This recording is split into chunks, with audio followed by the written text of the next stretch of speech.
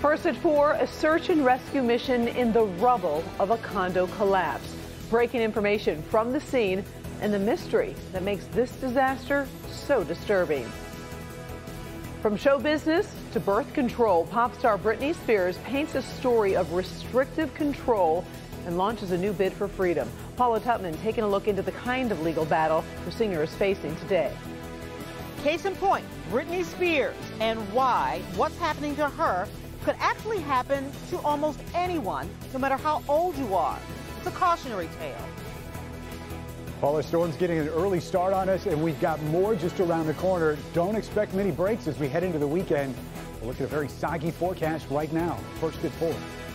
Local 4 News starts now with a breaking news alert. Good afternoon, everybody. I'm Karen Drew. First at 4, this video is simply heart-stopping as you realize residents were inside that Florida high-rise as it collapsed in the middle of the night. Many ran for their lives trying to get out. The crisis started about 1:30 in the morning, and search and rescue efforts still underway at this hour. The entire country watching, hoping more survivors can be found. Hanging over the wreckage is a disturbing question. Kimberly Gill monitoring things in Florida. Kim, obviously so many people are asking, how in the world does something like this happen? Yeah, well, right now authorities are not saying what might have caused the collapse of the beachfront condo north of Miami. We've seen similar scenes during natural disasters, but it is still a mystery why this condo suddenly crumbled to the ground with so many people inside. So an entire wing of the 12-story building collapsed with a roar in the middle of the night. We've seen dozens of life-saving rescues in this case. But we also know at least one person has died, with up to 100 people still missing. The search and rescue efforts are expected to continue even after dark, but this is a scary operation. There are concerns about the stability of the rest of the building. Teams of 10 to 12 people were entering the rubble at one time, along with rescue dogs. They work until they get tired and they switch out with another team. One resident described part of her chaotic exit. Listen. Unfortunately, the door was jammed, and at that point we weren't sure what was even happening yet. And then when we got down to the garage and saw the water, we couldn't even understand what was happening here. We are very, very hopeful we'll continue the search and rescue operation. We've also evacuated the 2 side buildings, and we're working with Red Cross, with our own social service agency, our police and fire departments to make sure that those people are properly situated. And Karen, we'll continue to monitor the rescue efforts and bring you any breaking developments as they happen. Plus, we'll have another report for you at the top of our 5 o'clock newscast. For now, we'll send it back to you in the studio. All right. Thank you very much, Kim. Here at home, a Detroit police officer is formally charged in the crash that killed a well-known defense attorney. 29-year-old Tiara Funderburg, seen at the bottom of your screen there, is charged with involuntary manslaughter and willful neglect of duty. The crash happened at the intersection of West Chicago and the Jeffrey Service Drive on February 8th. Prosecutors say Funderburg was responding to a call, ran a red light, and hit and killed Cliff Woodards. They say she was speeding in her police SUV with lights and sirens on. The officer faces up to 16 years in prison. She returns to court on July 7th. It is day 2 of a new effort by Detroit police to crack down on gun violence across the city. It's called Operation Restore Order. Enough is enough. The crackdown continues today with officers focusing on the east side. DPD kept it quiet yesterday, hitting the west side, looking for individuals who have warrants, probation violators, and targeting known drug dealers. 20 felony arrests were made, along with 11 guns taken off the streets. Here's the interim chief. My job is to enforce the law constitutionally, which is what we're going to do. Those people who victimize our community, those people who carry illegal weapons, those people who shoot into cars indiscriminately, those people who shoot young couples in their homes and bound and gag them and are out as a parole violator, those people we're going to address. We're going to get them off the street. Defender Sean Lay is going to take you inside this operation when you join us at 5, and we'll see what kind of impact it's having on our city streets. Meantime, the city of Detroit is expanding its COVID vaccination efforts, distributing the shots door to door. This new level of service will provide vaccinations to city residents 12 and older who want to get their shots at home. All you have to do is call the number on your screen. That's 313-230 0505. Again, 313-230-0505. We also posted the number on our homepage at clickondetroit.com, so it's very easy for you to find. Meantime, state numbers holding steady. 153 new cases today. The 7-day positivity rate is below 1.2%.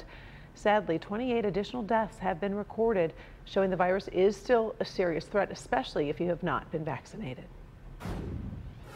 Let's turn to our first forecast. Temperatures have been climbing, and we are counting down to a series of showers and storms. That radar you showed up earlier, Ben, looked a little messy. Yeah, Karen, we thought this was not going to happen until tomorrow, but we've got an area that has been moving in from central portions of the state.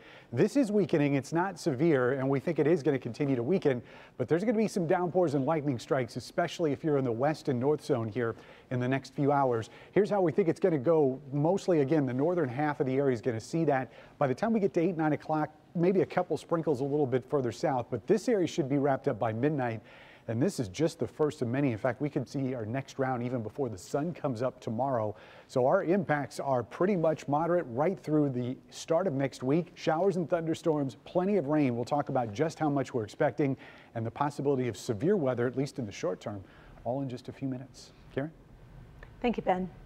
President Joe Biden says there is a deal on a bipartisan infrastructure package. He met with 10 Democratic and Republican senators today. The White House says the group agreed to modernize and expand transit, repair and rebuild roads and bridges, build a system of electric vehicle charging stations, and replace the nation's lead pipes. Sources telling CNN it will cost more than $1 trillion over 8 years. That's nearly $1 trillion less than the president proposed. The plan still faces an uphill battle getting through Congress. Whether you're a fan of Britney Spears or not, it is so hard to ignore the personal drama playing out around the pop star. The 39-year-old singer spoke out in court for the first time yesterday. She's asking a judge to end the conservatorship that's been controlling her life for 13 years now. Her father took control after she had 2 involuntary psychiatric holds in 2008. And we still don't have access to Spears' current medical records, but she says the control is threatening and abusive. Spears claims she is not able to get married, have more children, and can't even hire an attorney. As Spears' new legal battle is getting started, many of you may have questions about conservatorship. How do they make it work, and is it possible to find a way out once the court gets involved in the case?